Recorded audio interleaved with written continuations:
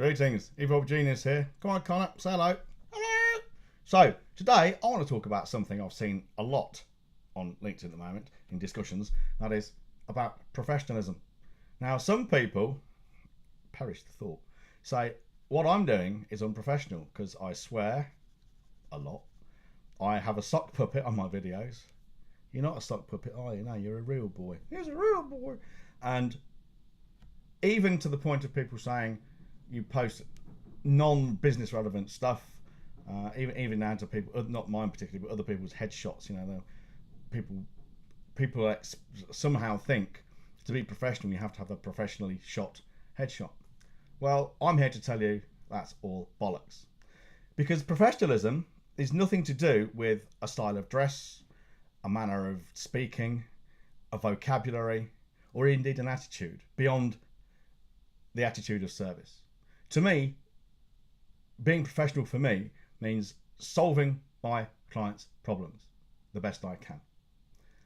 That really, what do you think? Yeah? That's really what it boils down to. Anything more than that is window dressing. In fact, often anything more than that is other people's pressure, other people's opinions, peer pressure if you like, on trying to get me and others to conform to their way of thinking. Now, I just want to bring out a point I made today in a random thread somewhere on this very topic, I think. I can't find what the exact topic was about. Do you remember what it was about? No? No, I don't either. Puzzling. Anyway, basically, the minute you start following other people's opinions, in the sense that you change what you're doing because someone else just has an opinion about it, they just don't like it, or they just don't think it's appropriate. Now, there's no objective reason for them to object to it. They just don't like it, think it's not right. The minute you do that, you're actually allowing something you cannot control or influence to dictate your actions. Well, functionally, that's equivalent to luck. Think about it. Anything you can't control or influence is nothing more than luck. Isn't that right? Yeah. Well, luck is the random factor.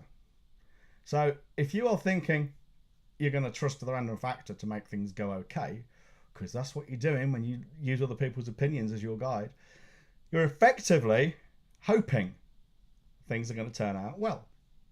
Because that's all the hope is. Hope is just thinking the random factor, luck, is going to come down on your side. Well, I'm sorry, but luck is not a strategy. Well, it is, but it's not a very good one. It's completely fucking random. Now, there are things you can control and things you can't. And most people spend all their time worrying about the things they can't control instead of the things they can control. Well, I'm completely the way around, and I think some of it, what are you looking at, is to do with my wiring as an autistic person. But I tend to focus almost exclusively, no, always exclusively, on things I can control and influence. And things I can't control and influence, not only do I not worry about them, but they tend not to affect me in the slightest. So the weather, other people's opinions, Brexit, government, all that kind of stuff, competitors. It just flows over me. I just ignore them. Like a neutrino passing through a block of lead. I just don't interact with that kind of shit.